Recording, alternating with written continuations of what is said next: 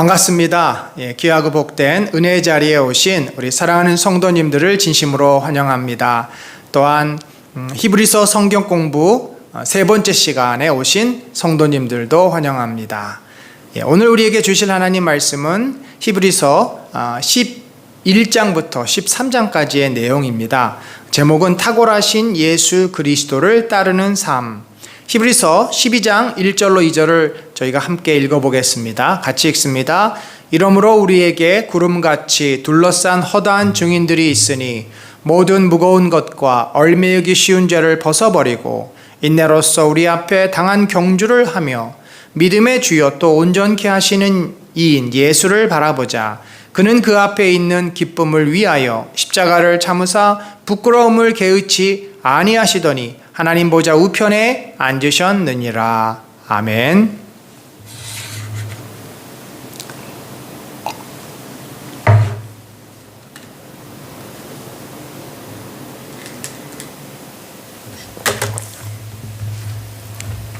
자, 여러분, 이 히브리서가 참 우리들에게는 쉬운 책은 결코 아닙니다.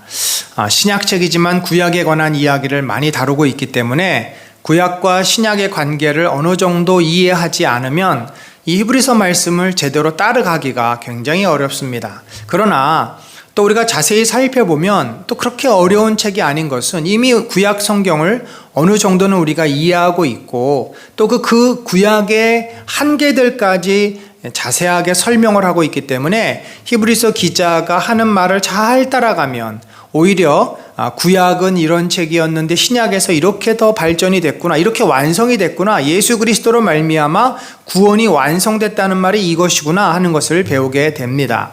그래서 우리가 전체 이 흐름 또 구조를 보는 것이 늘 중요하죠.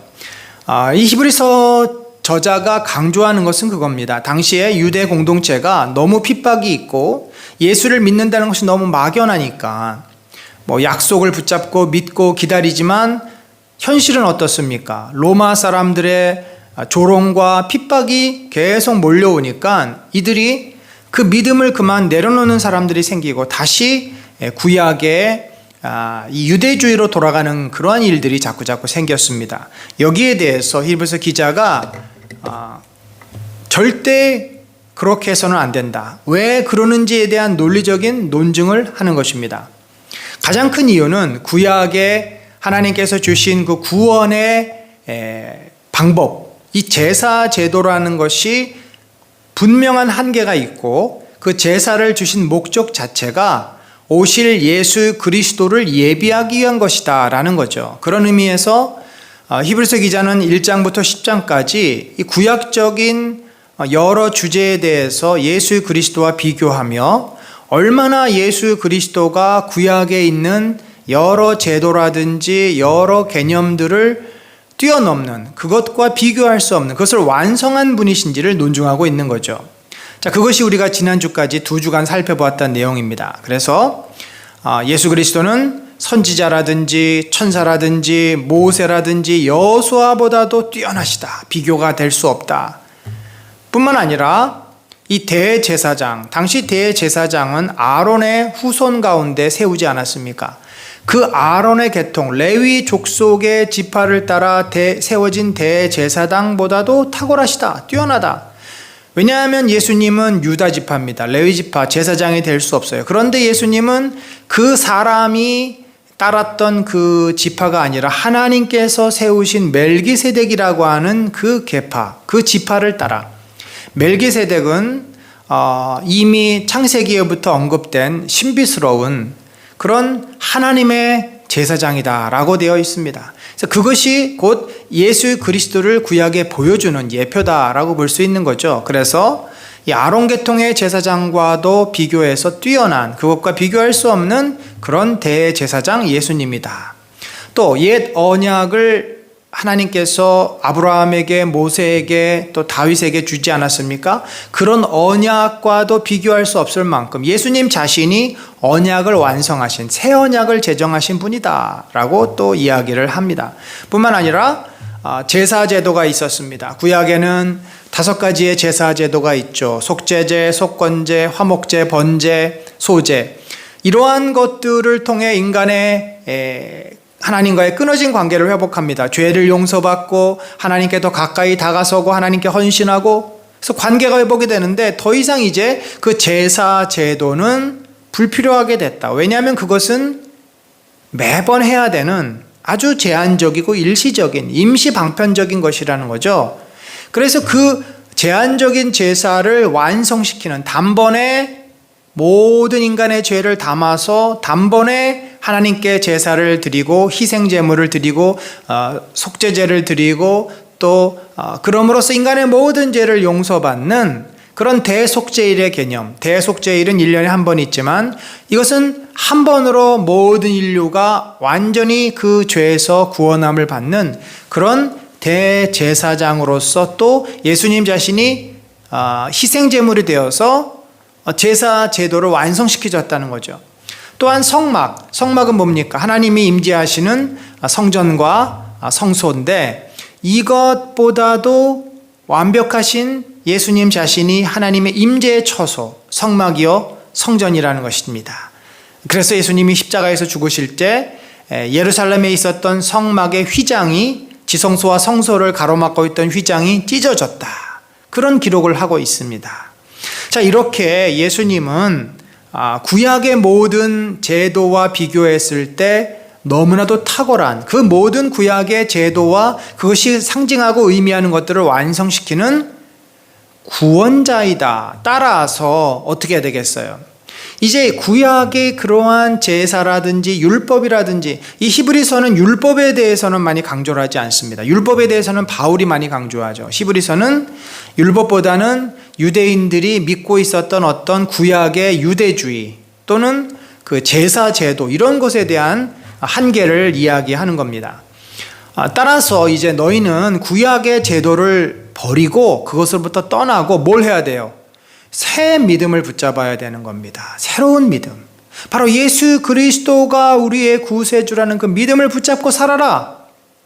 자, 이것이 너희만의 문제였느냐? 그렇지 않다는 것. 이미 구약시대의 수많은 조상들도 믿음으로 그들이 하나님을 신뢰하고 살았다. 바울도 그렇습니다. 바울도 이 믿음에 대해 논증할 때 로마서에서 아브라함에게 그 근거를 찾습니다. 아브라함이 율법을 지켜서 의롭게 된 것이 아니라 하나님을 신뢰하고 믿으니 의로워졌다라는 논증이고, 히브리서 기자는 이제 처음 창조 때부터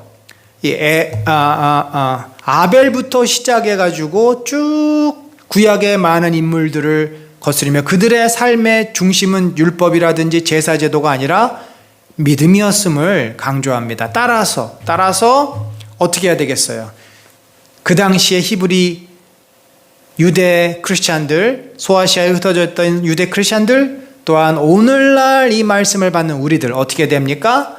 예수님께서 보여주셨던 참된 이 삶의 본을 따라서 믿음을 지키고 우리도 살아야 한다라고 말씀을 합니다. 그래서 히브리서 기자는 구조는 어떻게 보면 쉽습니다. 10장까지는 예수 그리스도의 탁월하심, 구약의 모든 제도보다 탁월하신 예수 그리스도를 논증하고, 그 다음에 10장 후반부부터 13장까지는 그렇기 때문에 그분을 믿고 그분을 따라야 한다라고 하는 주장이죠.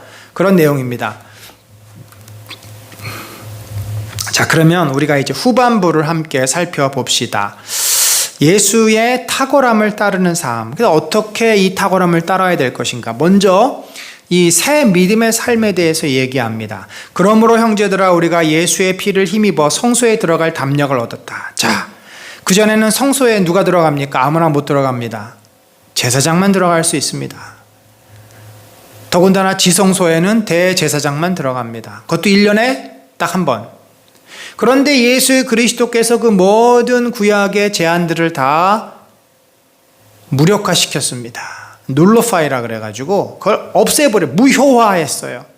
그것이 더 이상 이제는 효력을 발생할 수 없어요. 왜냐하면 진짜가 나타났으니까. 그동안은 그 여러분 임시 번호판, 차에도 임시 번호판 있지 않습니까? 그런데 그게 언제까지만 써요? 새 번호판을 달 때까지. 그 다음에 그거 다는 사람은 없습니다.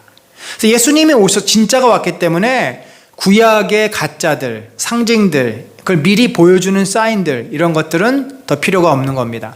그러므로 이제 우리가 예수의 피를 힘입어 담대히 구약의 모든 제도를 다 이제 극복했기 때문에 우리에게 이제 남은 건 뭐예요? 믿음이라는 것입니다. 그래서 히브리서 기자가 이렇게 말해요. 우리가 마음의 뿌림을 받아 악한 양심으로부터 벗어나고 온 몸은 맑은 물로 씻음을 받았으니, 이게 이제 죄사함의 회개죠. 회개의 죄사함을 말하고 있고, 그렇게 됐고 우리가 진심으로 죄를 뉘우치고 죄사함을 받았기 때문에 참 마음과 온전한 믿음으로 하나님께 나아가자. 지성소와 성소로 나가는 게 아니라 믿음으로 참 마음, 진심으로 하나님께 나아가는, 마치 요한이 신령과 진정으로 예배를 드린다라는 말씀과 똑같습니다. 그러니까 예배자의 태도, 어떻게 보면 우리가 하나님께 나아갈 때는 진실된 마음과 온전한 믿음, 주님만을 바라보는 온전한 믿음으로 우리가 하나님 앞에 예배도 드리고 하나님 앞에 서게 되는, 그것을 강조합니다. 자, 그 다음에 우리 성도들이 뭘 해야 돼요? 하나님께 나아가서 예배를 드립니다. 그 다음에 우리가 믿는 도리의 소망을 움직이지 말며 굳게 잡고, 그렇죠. 이 믿음은 항상 소망이 있습니다. 믿음이라는 것은 그렇게 될 것을 미리 확신하고 기다리는 거잖아요. 그러니까 소망이 있는 거죠. 예수님의 오심에 대한 믿음, 소망이 있고, 우리가 회복될 것에 대한 소망이 있고, 또 하나님의 뜻이 이루어질 것에 대한 소망이 있습니다. 그러한 믿음의 소망을 굳게 붙잡으라는 거예요. 그러면서 그것이 이루어질 때까지는 어떻게 하죠? 서로 돌아보아 사랑과 선행을 격려하며 더욱 힘써 모이고, 서로 권하여서 모이기를 패하는 사람들의 습관과 같이 하지 말고 우리는 더욱 힘써 모이라는 것입니다. 그러니까 그 소망을 붙잡고서, 근데 소망은 아직 안 이루어졌어요. 구원의 완성이 안 됐습니다. 그렇기 때문에 우리가 그 사이에 낙심하지 않도록, 또 낙심한 자를 위로하도록 서로 돌아보고 선행을 격려하고 사랑하고 공동체가 이루어져서 공동체의 그 축복을 누려야 하는 것입니다. 그래야 이 믿음을 잃지 않고 이 세상 가운데서 소망을 가지고 우리가 살아갈 수가 있어요. 공동체가 없으면 절대 우리가 신앙생활을 제대로 할 수 없습니다. 그 믿음을 지키기가 어려워요. 소망이 너무나 막연하기 때문에. 그게 어디에서 보이냐면 공동체 안에서는 그 소망이 경험되고 발견하기 때문에 우리가 갈 수가 있지만, 공동체가 없으면 그 소망은 너무나도 나에게 막연한 것이 됩니다. 자, 그러면서 이제 드디어 히브리서 기자는 이 믿음의 삶이 얼마나 뿌리가 깊은지, 사실 구약의 제대로 된 하나님의 사람들은 다 믿음의 사람들이었음을 이제 증명하는 거죠. 제일 먼저 이 믿음의 정의에 대해서 알아. 믿음이라는 게 뭔지 아느냐? 믿음이라는 것은 바라는 것들의 실상이요 보이지 않는 것들의 증거다. 자, 바란다. 이건 뭡니까? 그러니까 믿음은 뭔가 내가 생각하는 거, 내가 기대하는 거, 내가 이렇게 그리는 거, 꿈꾸는 거, 그것이 실제로 있는 것처럼 그렇게 받아들이는 것이란 것이죠. 그러니까 우리 아이가 건강하고 밝은 모습으로 성장해서 아주 참 사랑스러운 그런 청년으로 성장할 것을 믿습니다. 그랬을 때 이 믿음은, 지금은 우리 아이가 몸도 약하고 굉장히 자신감도 없고 뭐 그렇게 얘가 어디 가서 사람 구실 하나 할 만큼 걱정스럽지만, 그러나 이 아이가 10년, 20년 후에 정말 건장한 청년이 돼서 그렇게 멋지게 자랄 것을 지금 내가 마음속에 그리며 그것을 실제로 보듯이 붙잡는 것이 믿음이라는 것입니다. 또 보이지 않는 것의 증거다. 자, 믿음이라는 것은 볼 수가 없는 거잖아요. 미래의 일이기도 하고 안 보이는 것에 대한 실제예요. 예수님 우리가 안 보입니다. 하나님 볼 수 없습니다. 그러나 예수님이 살아계시고 하나님이 존재하시는 것을 우리는 믿음을 통해서 확신을 갖게 돼요. 그러니까 이 믿음이 있을 때 이게 증거물이 된다는 거죠. 보통 우리가 법정에서 증거물로 무슨 녹음을 한 소리라든지 어떤 문서라든지 그 사실에, 그것이 사실이라는 증거로서 그렇게 말한 사람의 녹취라든지 뭐 어떤 영상이라든지 이런 것들을 보여주지 않습니까? 그런데 우리는 미래의 일을 그렇게 땡겨가지고 볼 수도 없고, 또 눈에 보이지 않는 세계, 영적인 세계에 있는 것을 우리가 또 볼 수 있는 무슨 특별한 렌즈도 없어요. 그러면 어떻게 그것을 알 수 있고 볼 수 있고 확신할 수 있는가? 바로 믿음을 통해서라는 것입니다. 그러니까 믿으면 그것이 사실이라는 것을 확신할 수 있어요. 그게 증거예요. 그러니까 이 믿음이라는 것을 통해서 보이지 않는 세계를 우리가 확신할 수 있는 거고, 미래에 일어날 것을 확신한다는 거죠. 그래서 믿음은 우리를 구원으로 인도하는 것입니다. 지금 믿었잖아요. 예수님을 믿었잖아요. 근데 내가 천국에 갈 것을 어떻게 확신합니까? 이 믿는다는 게 바로 증거인 거죠. 그러니까 이 믿음이 있으면 앞으로 10년, 20년, 50년 후에 내가 하나님 앞에 서더라도 그때 구원을 받는다는 보증수표가 되는 거예요. 이 믿음이. 그러니까 믿음이 얼마나 중요합니까? 믿음이 있으면 하나님이 살아계시고 예수 그리스도가 존재하신다는 것을 나는 받아들이는, 그게 보증수표예요. 믿음이라는 것이. 그래서 믿음으로 우리가 구원을 받고 믿음으로 천국을 가는 이유가 바로 그거입니다. 이 믿음이 참 중요한 것이고, 바로 믿지 않으면 우리는 구원에 대한 어떤 확신도 가질 수 없고 천국에 대한 어떤 소망도 가질 수가 없게 됩니다. 따라서 믿음이 없이는 하나님을 기쁘시게 하지 못합니다. 그래서 하나님께 나아가는 자는 반드시 그가 계신 것, 그렇죠? 또 그가 자기를 찾는 자들에게 상 주시는 이심을 믿어야 할지다. 믿음이 없이는 하나님을 기쁘시게 할 수 없기 때문에 믿음이 있어야 하나님과의 관계도 회복이 되고 하나님도 우리를 사랑해 주시지 않겠습니까? 따라서 하나님은 정말 살아계시고 또 하나님께 나아가는 자, 하나님을 사랑하는 자, 하나님과의 관계가 회복이 된 자를 축복하시는 그런 하나님임을 믿고 받아들이라라고 하는 히브리서 기자의 권면입니다. 자, 그러면 믿음으로 살았던 구약의 많은 인물들, 자, 믿음으로 아벨은 가인보다 더 나은 제사를 하나님께 드렸다. 그래서 의로운 자라 하는 증거를 받았다.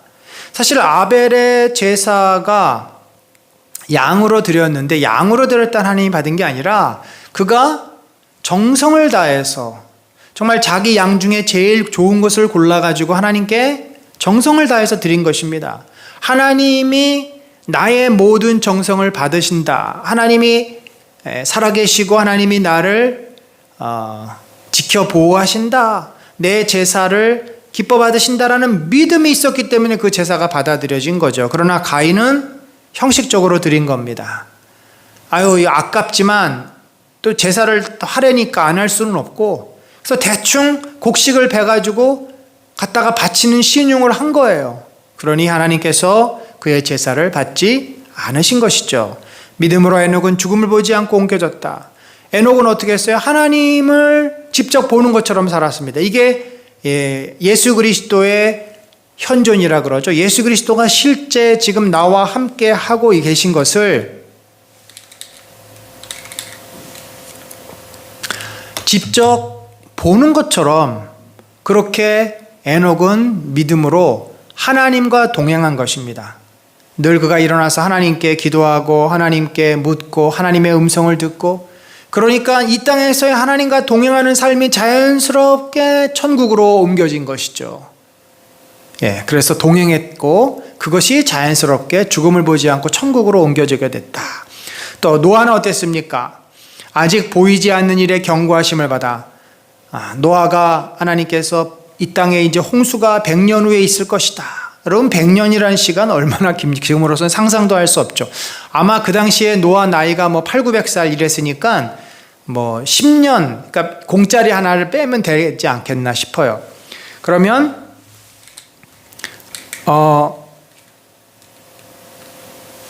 100년이 아니라 이제 10년이 되겠죠. 10년이라는 세월도 아주 긴 세월입니다. 10년이면 강산이 변하는데. 그래서 그동안 하나님께서 경고를 하셨어요. 저 산 위에 배를 짓고 사람들을 준비시켜라. 그런데 노아는 그것을 하나님의 말씀을 사실로 진짜로 받아들인 것입니다. 그리고 그가 나무를 베서 배를 만들고 사람들을 대피시키고 이제 그 일을 직접 한 것이죠. 또 아브라함은 어떻습니까? 부르심을 받았을 때 순종하여 장래의 유업으로 받을 땅에 나아갈새 갈대아 우르에서 가나안 땅으로 옮겨왔습니다. 근데 그때 그가 뭐 지금처럼 내비게이션이 있거나 지금처럼 무슨 미리 어디다가 예약을 해가지고 뭐 또 렌트를 한다든지 이래가지고 무슨 자기가 거할 장소를 알고 간 게 아니에요. 그야말로 하나님께서 가라고 하니까 간 거고 어디로 갈지 모르고 간 거예요. 갈 바를 알지 못하고 갔다.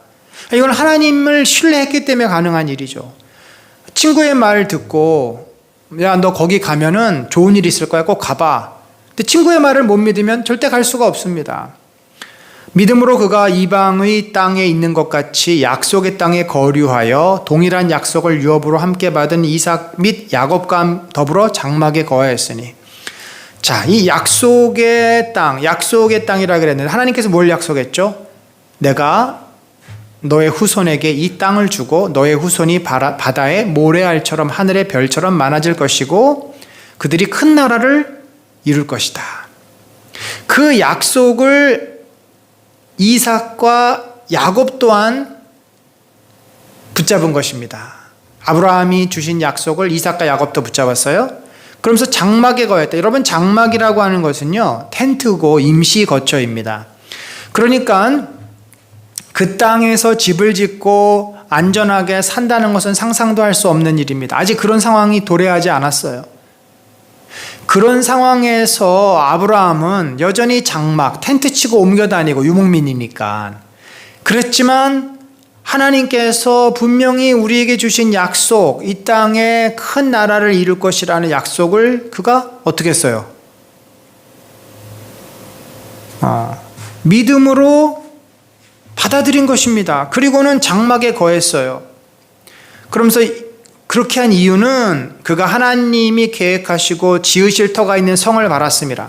그러니까 그가 하나님께서 분명 이 땅에 예루살렘 성을 세우시고 하나님의 나라를 세우시고 큰 나라를 이루실 것이다라는 것을 소망하며 그렇게 그가 장막 안에서 거했다. 또 아브라함은 장막 안에 거하면서 시험을 받습니다. 하나님께서 백세에 주신 귀한 아들 이삭을 하나님 앞에 제물로 바쳐라. 너무나 기가 막힌 시험이죠. 너무나 말이 안 되는 하나님의 요구셨습니다. 그러나 그가 약속을 받은 자로 무슨 약속을 받았냐면 너의 씨를 통해서 이 땅에 큰 민족이 이루어지겠다. 근데 그 씨, 그 자식을 지금 갖다 바치라니 그 약속이 이루어질 수 있겠습니까? 없겠습니까? 이건 불가능한 거죠. 말이 안 되잖아요. 자식이 죽는데 뭐 누구를 통해서 그 땅에 큰 민족이 이루어집니까? 그런데 놀라운 표현이 있습니다. 그가 하나님이 능히 이삭을 죽은 자 가운데서 다시 살리실 줄로 생각한지라. 물론 히브리서 기자가 아브라함을 뭐 만나서 인터뷰를 하고 이러지는 않았습니다.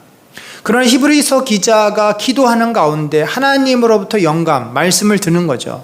하나님, 아브라함이 어떻게 이삭을 제물로 바칠 수 있었습니까? 어떻게 하나님, 우리의 믿음의 조상들은 이런 믿음을 가졌습니까? 그랬을 때 하나님께서 그에게 깨달음을 주셨습니다.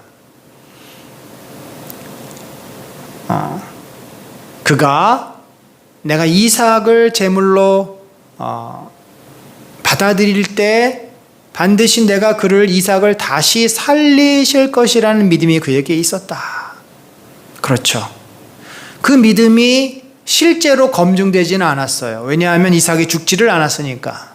그러나 정말 죽었다라고 한다면 다시 이삭이 살아나는 놀라운 일이 벌어졌을 것이다라는 것이 히브리서 기자의 주장이고 아브라함이 그런 믿음을 가지고 이삭을 바쳤다는 것입니다.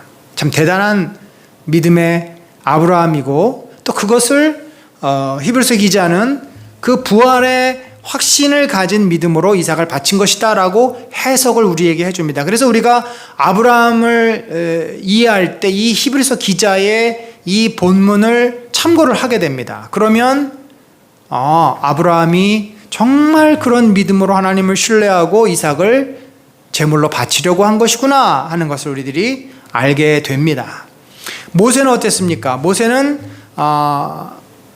이 바로의 왕궁, 대제국 애굽의 이 궁에서 자랐습니다. 그런데 그가 적어도 거기에 있었으면 뭐 평생 호의호식하고 뭐가 부러웠겠어요. 정말 편하게 살았겠죠. 그러나 히브리서 기자가 볼 때 모세가 어떻게 거기서부터 나올 수 있었나, 어떻게 그가 히브리 민족을 구원할 수 있었나, 그것은 바로의 공주의 아들이라 칭함받기를 거절하고, 이 거절했다는 의미는 하나님의 백성과 함께 고난받기를 잠시의 죄악의 낙을 누리는 것보다 더 좋아하고, 그러니까 바로의 그 궁에서 공주의 아들로 있는 것은 잠시의 낙을 죽이는 것이었다는 거죠. 그것보다는 하나님의 백성과 함께 고난 가운데, 좀 힘든 가운데 사는 것을 더 귀하게 여겼는데, 이것이 뭐예요?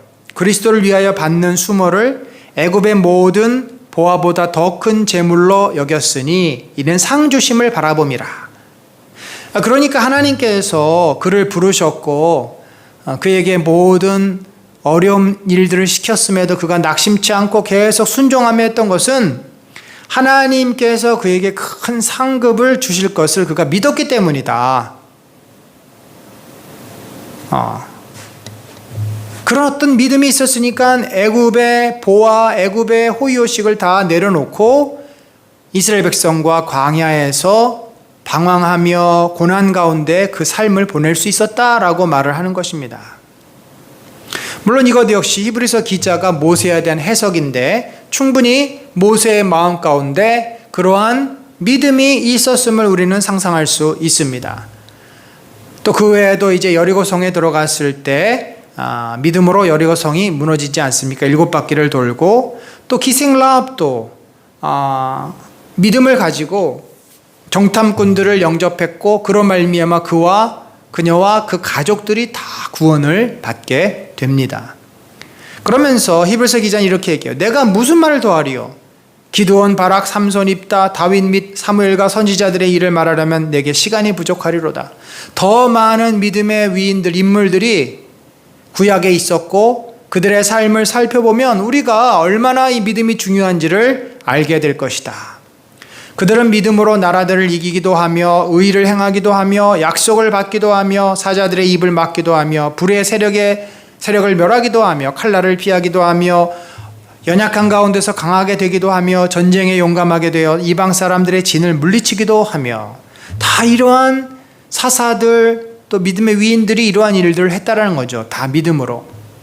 그런데 그 반대의 경우도 있어요. 이렇게 위대한 일, 그러니까 구약 시대 선지자들까지 많은 시대에는 위대한 일을 했지만 예수님을 믿었던 그 초대교회 상황에서는 이런 위대한 일보다는 고난과 환난을 많이 당하게 됩니다. 어떤 이들은 더 좋은 부활을 얻고자 하여 심한 고문을 받되 구차히 풀려나기를 원하지 아니하였다. 더 좋은 부활, 그러니까 육신으로 살다가 죽으면 우리가 온전한 모습으로 부활할 것을 믿었다는 것입니다. 그래서 심한 고문을 받고 또는 화형에 처해지고 또는 여러 극악한 죽음을 맞이할지라도 그들이 결코 믿음을 버리지 않았다는 것입니다. 또 어떤 이들은 조롱과 채찍질 뿐 아니라 결박과 옥에 갇히는 시련도 받았으며 돌로 치는 것과 톱으로 켜는 것과 시험과 칼로 죽임을 당하고 양과 염소의 가죽을 입고 유리하여 궁핍과 환난과 학대를 받았다. 양과 염소의 가죽을 입은 것은 이제 이렇게 입혀놓고 도살장에서 끌려가듯이 검투장으로 보냅니다, 사람들을. 그러면 그 양과 염소의 가죽을 입은 사람들을 어떻게 하죠? 검투사들이 사냥을 하기도 하고 때로는 동물들이 사자나 호랑이가 와서 잡아먹기도 하고, 그러니까 끔찍한 이 죽음을 맞이하는 상황입니다. 또 어떤 사람은 이런 사람들은 세상이 감당하지 못하느니라. 대부분 이 원형 경기장에 끌려가서 그렇게 고문을 당하고 그 산채로 죽임을 당하고 화형을 당하고 동물에 찢기고 그럴지라도 이들은 결코 믿음을 포기하지 않았다는 것입니다. 그들이 광야와 산과 동굴과 토굴에 유리하였느니라. 이 사람들은 다 믿음으로 말미암아 증거를 받았으나 약속된 것을 받지 못하였으니 이는 우리가 하나님이 우리를 위하여 더 좋은 것을 예비하셨은즉 우리가 아니면 그들로 온전함을 이루지 못하게 하려 하심이라.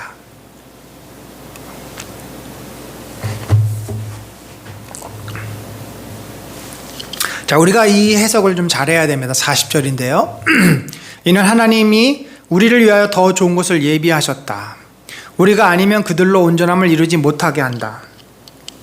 사실 구약에 많은 위인들이 구약의 하나님을 신뢰함으로 은혜를 입었고 능력을 경험했지만 아직 그들은 좋은 것을 더 누리지 못했습니다. 그 좋은 것이 뭐예요? 바로 주 예수 그리스도의 오심과 성령의 은혜죠. 자, 초대교회 성도들은 이 더 좋은 것을 누렸습니다. 주 예수 그리스도를 믿었고 성령의 은혜를 경험합니다. 그러나 우리가 아니면 그들로 온전함을 이루지 못하게 하려 함이라. 그들이 더 좋은 것을 누렸지만 아직 온전해지진 않았어요. 우리의 구원이 그렇습니다. 신약 교회 성도들은 구약에 비해서 더 좋은 것을 지금 누리고 있어요. 제사제도 없어졌습니다. 우리는 희생 드리지 않아도 됩니다. 예수 그리스도의 그 희생 보혈로 우리는 단번에 용서를 받았어요. 그렇지만 우리가 그렇다고 온전해졌습니까? 아니, 여전히 우리는 죄 가운데 살고 있습니다. 늘 시험에 빠집니다. 그래서 우리가 온전함에 나가야 되는데 이것이 그냥 되는 것이 아니라 우리가 아니면 그들로 온전함을, 그러니까 우리가 그들을 온전하게 할 수 있다. 여기서 우리는 누구예요? 초대교회 지도자들입니다. 그러니까 교회를 통해서 하나님의 은혜 가운데 우리가 예수 그리스도의 은혜 가운데 온전함으로 나아가는 거죠. 교회 밖에서 자기의 힘으로 절대 우리는 예수 그리스도의 영광, 거룩으로 온전해질 수가 없습니다. 그래서 우리 신약 성도들은 이 온전함을 향해서 나아가는 것이 삶의 목표입니다. 교회도 온전해지고 한 개인도 온전해지고, 온전하다고 하는 것은 예수 그리스도를 닮아서 하나님 앞에 흠이 없고 그러한 완벽한 구원의 완성을 이루는 것을 말합니다. 자, 이렇게 우리가 이제 이전과 다른 놀라운 믿음을 가졌어요. 구약에 있었지만 그것이 일종의 제한적인 믿음이었다면, 제사라든지 율법을 지키면서 갖는 제한적인 믿음이었다면, 이제는 제사 제도도 없어져 율법도 더 지키지 않아도 돼. 따라서 오로지 믿음이 모든 신앙의 중심이 되었고, 이 믿음을 지키면서 이제 살아야만 그 믿음의 진정성 때문에 우리가 온전한 구원함을 이룰 수가 있다. 자, 믿음이 없이는 하나님을 기쁘시게 할 수도 없고 믿음이 없이는 우리가 구원을 받을 수 없다라고 말을 이제 한 것입니다. 11장에서는. 자, 12장부터는 이러므로 우리에게 구름같이 둘러싼 허다한 증인들이 있으니, 누구예요? 아까 앞에서 11장에 나온 모든 인물들이죠. 에녹, 또 아벨, 에녹, 아브라함, 노아, 모세, 뭐 다 이런 사람들이야. 구약의 모든 하나님을 신뢰했던 사람들. 자, 그들이 우리를 이제 원형 경기장에서 그들이 앉아가지고 우리를 응원합니다.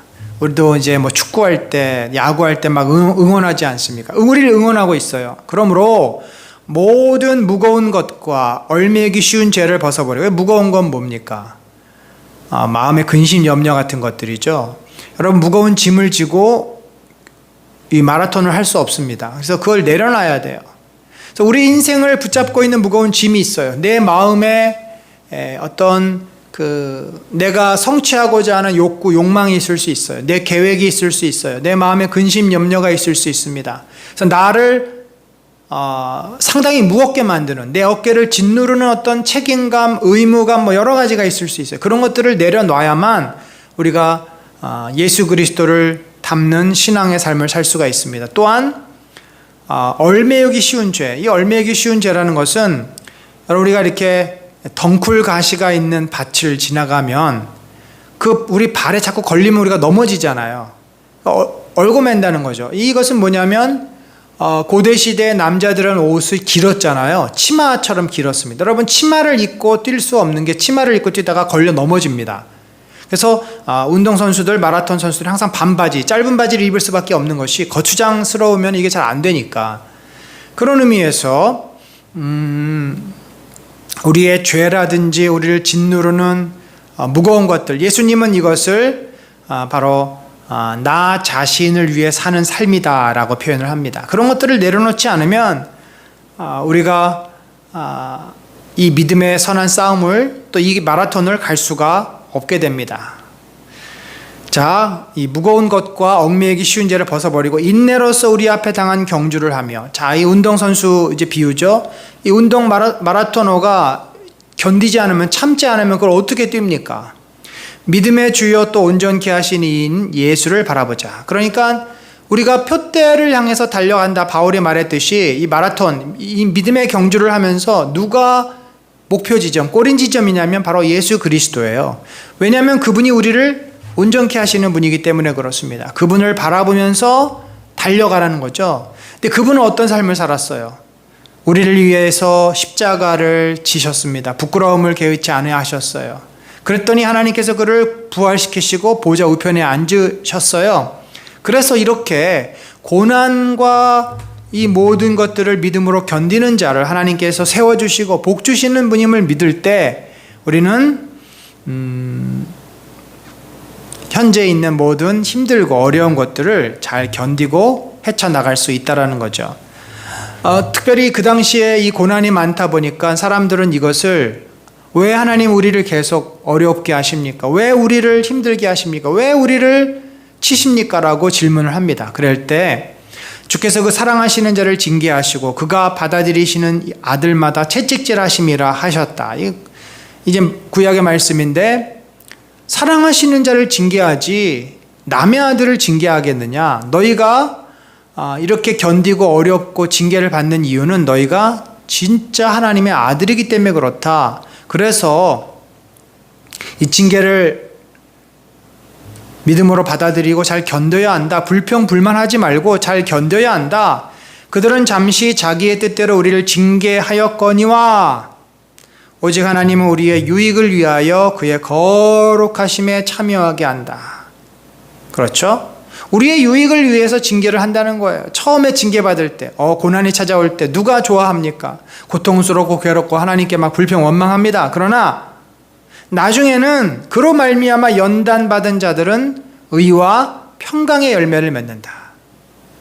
그 고난을 통해서 나의 죄를 내가 내려놓게 되고 변하게 되고 진정으로 세상 것을 따르지 않고 주님을 따르는 평안을 누리게 된다는 거죠. 자, 13장에 가서는 이제 이렇게 믿음을 가지고 고난을 잘 견딜 뿐만 아니라 어떻게 하라 그랬어요? 서로 돌아보아 선행을 격려하고 모이기에 힘쓰라 그랬잖아요. 그만큼 우리의 현재 삶은 굉장히 중요한데 그 삶의 핵심이 바로 사랑입니다. 그러니까 이런 거예요. 내가 구원을 받은 이유도 예수 그리스도의 사랑이고요. 지금 내가 예수 그리스도와 사랑하며 살고 있고요. 그래서 그 예수 그리스도의 사랑으로 나는 사랑을 나눠주는 삶을 삽니다. 그러다 보면 하나님 아버지의 집에 우리가 가게 되는데 그곳에서 하나님과 예수님과 영원히 사랑하면서 삽니다. 그러니까 뭐 이렇게 비유할 수 있을 거예요. 이게 사실혼과 또 이제 뭐 실제혼이라고 할까요? 결혼 신고를 하지 않았지만 실제로 결혼식을 하지 않았지만 실제로 결혼 신고를 하고 사는 사람들이 있어요. 사실혼 관계죠. 결혼식은 안 했지만 그랬을 때 결혼식은 나중에 하더라도 지금 살아가는 결혼 생활이 중요한 거잖아요. 마찬가지입니다. 우리가 구원을 완성하고 천국에 이건 굉장히 중요한 문제죠. 그러나 그거를 기다리면서 지금 해야 될 것은 그때 우리가 들어갈 거니까 지금 일도 안 하고 딴짓하고 내 마음대로 하고 이게 아닌 거죠. 이거 아닌 거예요. 이게 그렇게 되면 우리의 미래는 없는 거예요. 왜냐하면 아까 뭐랬어요? 믿음은 바라는 것들의 실상인데 그때 내가 하나님하고 사랑하고 예수님하고 사랑하고 내가 예수님의 모습처럼 온전하게 거룩하게 변화되어 있어야 되는데 지금 그 모습을 경험하지 않고서 어떻게 미래에 그런 게 될 수 있겠습니까? 그러니까 미래 될 것을 지금 미리 경험하는 게 믿음이에요. 그래서 신앙은요, 항상 현재가 중요합니다. 참 이게 역설인데 우리의 신앙 믿음은 미래에 대한 그 강력한 보장, 강력한 어음, 강력한 확신이에요. 그게 우리 믿음인데, 그런데 그러기 때문에 지금 현실을 더 잘 살게 되는 것이 이 기독교 신앙의 핵심입니다. 그래서 13장에도 형제 사랑하기를 계속하고 손님 대접하기를 잊지 말라. 아니 뭐 어차피 죽을 건데, 죽으면 천국 갈 건데 내가 굳이 뭐 형제를 사랑하고 손 대접을 할 이유가 뭐야? 왜냐하면 천국 가서도 우리가 할 일이 서로 사랑하고 서로 대접하는 것이기 때문에 그렇습니다. 그러니까 이미 천국의 삶을 여기서부터 지금 살라는 것이에요. 그래야만 너가 에녹처럼 이 땅에서의 삶이 그대로 천국으로 이어지고 천국의 축복이 지금 여기서도 또 경험될 수 있기 때문인 것입니다. 너희도 함께 갇힌 것 같이 갇힌 자를 생각하고 너희 몸을 가졌으니 학대받는 자를 생각하라.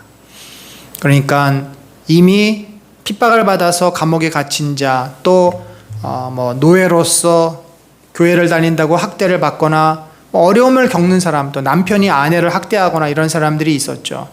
그래서 그들을 다 긍휼히 여기고 기도해주고 도와주고 섬기라는 말씀이에요. 남편이 안 믿으니까 교회 나간다고 자기 마누라를 두들겨 패는 게 이제 그 당시 상황이죠. 그랬을 때 그 여인의 그 서러움, 아픔을 너희가 공동체가 품어주라는 것입니다. 상처난 곳을 싸매고 위로해주고 견디도록 힘을 보태주고, 오늘날도 마찬가지 아닙니까? 그래서 공동체가 없이는 우리가 예수의 그 은혜와 사랑을 경험할 수도 없고 하나님 나라를 들어갈 수도 없어요. 공동체가 너무나 중요합니다. 자, 그 다음에 몇 가지 권면을 더합니다. 모든 사람은 결혼을 귀히 여기고 침소를 더럽히지 않게 하라. 음행하는 자들과 간음하는 자들을 하나님이 심판하시리라. 그래서 이 기독교는 항상 결혼을 중요하게 생각하고 현재 결혼 상태가 굉장히 중요해요. 왜냐하면 결혼은 신성한 것이고 결혼을 통해서 인간은 굉장한 안정감을 갖습니다. 그러니까 비유 자체도 우리가 신부여, 교회가 신부여, 예수님이 신랑인 것입니다. 그래서 그 어떤 1대1의 긴밀한 관계가, 예수님과 우리의 관계가 마치 결혼 생활에서 그대로 실현이 되고, 그래서 이 결혼을 귀하게 여겨야 합니다. 결혼 생활을 잘하는 자는 예수 그리스도를 만날 가능성이 매우 높습니다. 그렇게 하나님이 결혼 제도를 축복하셨어요. 또 돈을 사랑하지 말고 있는 바를 족한 줄로 알라. 자, 이 내용들을 보면 상당히 바울과 그래서 히브리서 기자를 우리들이 이렇게 보는 경우도 있어요. 이게 가르침 윤리를 내용을 보면은 바울의 그 가르침하고 상당히 비슷합니다. 그래서 바울의 가르침을 받았던 그 사람들 중에서 이 히브리서를 쓴 저자가 있지 않겠나. 여러분 누구 생각나는 사람 없습니까? 자주장사 루디아라든지 혹은 고린도에서 혹은 가르쳤던 제가 지금 이름이 생각이 안 나는데 그 부부 브리스길라와 아굴라 같이 천장사를 하면서, 근데 그분들이 상당히 성경에 박식하고 지식이 있었어. 같은 유대인이었어요. 그렇기 때문에 학자들 가운데는 이 브리스길라와 아굴라가 히브리서를 기록한 것이 아니겠나 할 만큼 상당히 바울의 윤리적인 삶의 가르침의 내용이 히브리서에도 많이 나옵니다. 결혼을 귀하게 여기고 돈을 사랑하지 말고 있는 줄을 족한 줄로 알라. 또 결국 그들의 행실의 결말을 주의하여 보고 그들의 믿음을 본받으라. 그래서 교회 공동체 안에서 서로 현재 삶을 사랑하며 격려하며 본받고 이렇게 살라고 이야기를 합니다. 그러면서 히브리서 기자가 항상 마음이 염두에 두는 것은 이 고난에 대한 문제예요. 예수도 자기 피로써 백성을 거룩하게 하려고 성문 밖에서 고난을 받았다. 그렇죠? 골고다 언덕에서.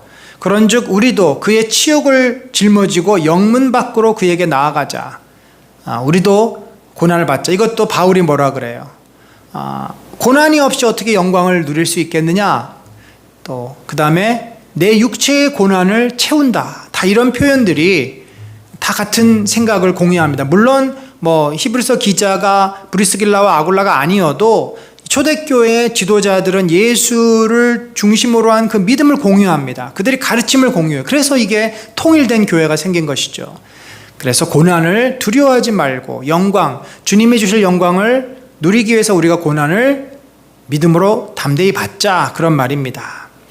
또 오직 선을 행함과 서로 나누어 주기를 잊지 말라. 또 너희를 인도하는 자들에게 순종하고 복종하라. 이것은 이제 교회 지도자들을 그들이 섬기고 또 잘 따르고 또 그들과 함께 나누고 이런 일들을 초대교회 공동체 안에서 하라는 거죠. 또 뭐라고 되어 있냐면 즐거움으로 이것을 하게 하고 근심으로 하게 하지 말라. 그러니까 자원하는 마음으로 서로 섬기고 또 지도자들을 존경하고 따르고 이런 아름다운 공동체의 모습을 갖도록 권면을 합니다. 자, 마지막 인사입니다. 우리를 위하여 기도하라. 우리는 히브리서 기자와 지도자들이죠.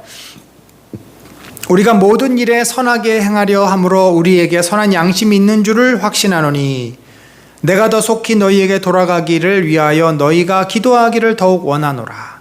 그래서 바울도 로마 사람들에게 내가 너희에게 가기를 원한다. 그래서 이런 모든 모습들이 심지어 이제 이 히브리서 기자가 바울이다라고 주장하는 사람들도 있고 이제 바울의 제자다라고 말을 하는 경우도 있는 것입니다. 양들의 큰 목자이신 우리 주 예수를 영원한 언약의 피로 죽은 자 가운데서 이끌어내신 평강의 하나님이, 그러니까 평강의 하나님을 설명하는데 그 하나님이 뭘 했냐면 주 예수를 영원한 언약의 피로 죽은 자 가운데서 부활시키셨다. 그런 평강의 하나님이 모든 선한 일에 너희를 온전하게 하사 자기 뜻을 행하게 하시고 너희 가운데서 하나님의 뜻을 이루시고 그 앞에 즐거운 것을 예수 그리스도로 말미암아 우리 가운데서 이루시기를 원하노라. 행한다, 이룬다. 그러니까 히브리서 기자는 하나님께서 너희와 우리 사이에 그분의 뜻을 행하시고 이루시기를 간절히 기도한다라고 하면서 하나님께 영광을 돌리고 있습니다.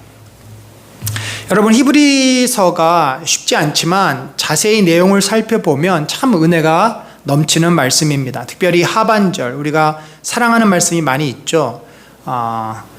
서로 돌아보아 선행을 격려하고 모이기를 패하는 어떤 자들과 같이 하지 말고 더욱 모이기에 힘쓰라. 이런 말씀이라든지 믿음에 관한 문제라든지 교회가 어떠해야 하고 성도가 이 땅에서 주님 만날 때까지 어떻게 살아야 되는지에 대해서 너무나 명확하고 분명하게 주시는 말씀들입니다. 여러분, 우리가 어떻게 살아야 되겠습니까? 우리의 믿음은 어떻습니까? 우리 공동체를 중심으로 서로 격려하고 사랑하고 우리의 믿음의 실제 곧 예수 그리스도와 동행하는 삶, 그 삶은 서로 사랑하고 섬기고 돌보는 삶입니다. 이 삶을 우리가 교회 안에서 할 때 우리의 가정도 바뀌고 또 우리의 주변도 변화될 줄로 믿습니다. 그런 은혜가 저와 여러분의 이 믿음의 삶을 통해서 나의 개인의 삶에, 우리 가정에, 교회에 넘치도록 늘 우리가 주님과 동행하는 저와 여러분 되시기를 간절히 축원합니다. 하나님 아버지, 주 예수 그리스도를 믿는 그 믿음이 얼마나 위대하고 영광스러운지요. 우리가 그 믿음 안에서 하나님께 나아갑니다. 주 예수를 믿고 주님의 제자가 됩니다. 하나님의 자녀가 되어서 서로 사랑하고 섬기며 한 몸을 이룹니다. 이 놀라운 축복이 우리 삶에 계속해서 넘쳐나게 하셔서 결국 그 믿음의 소망을 붙잡고서 우리의 삶이 그리스도로 닮아가고 그리스도를 또 따라가고 그리스도의 영광을 누림으로 말미암아 우리가 천국의 그 삶을 이 땅에서도 얻는 그런 축복의 삶을 살도록 인도하여 주시옵소서. 지금은 우리 구주 예수 그리스도의 놀라우신 은혜와 하나님 아버지의 무한하신 사랑과 성령님의 감화 감동 교통하심이, 믿음은 바라는 것들의 실상이요 보지 못하는 것들의 증거라는 그 말씀에 따라 정말 주 예수 그리스도를 내가 온전히 지금 붙잡고 또 앞으로 우리에게 이루어질 주님의 놀라운 축복과 은혜들을 지금 내가 경험하듯이 그것을 붙잡고 그 믿음으로 주님과 동행하며 아름다운 공동체를 이루어가기를 소망하는 심령 위에 지금부터 영원까지 함께 하실지어다. 아멘.